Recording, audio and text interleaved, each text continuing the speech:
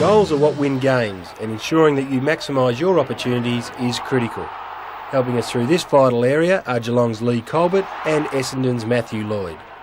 We started by asking them what they consider the main points when faced with a set shot for goal. When you do get a shot at goal, it's important to find out where the mark is from the umpire, and secondly, give yourself enough room to go back and kick the goal. What do you think, Lloydie?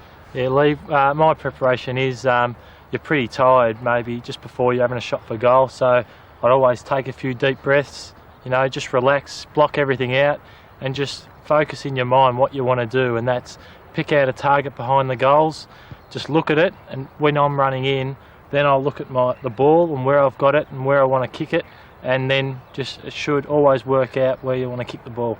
It's important to stay relaxed, keep your head nicely over the ball so that you're in line with the target, and with the finish of the kick, make sure that you do kick through the ball and to the target is where you want to go.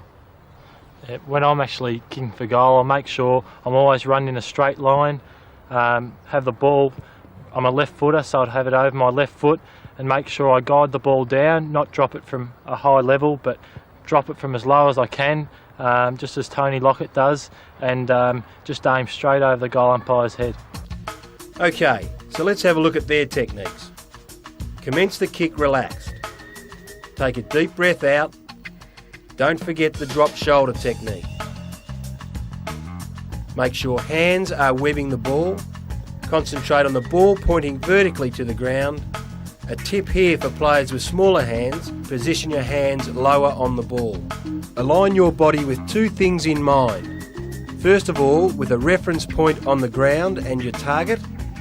Secondly, with the ball slightly favoured on your preferred kicking side. Also, keep in mind the need to avoid unnecessary side movement on your run-up. Commence a gradual, balanced run in a straight line. In terms of correct distance between you and the man on the mark, pick your own comfortable margin, but don't get too close. You have absorbed all the above information, now you have to focus on the ball. You should be aware of a few things. An obvious acceleration of stride. Planted foot must be generally pointed to the target. Hips and torso should be facing your target. Your non-guiding arm should be out laterally, acting as a counterbalance. You should have a good extension of your hip and knee through the backswing of the kicking leg. You should also note during this action the slightly bent plant leg.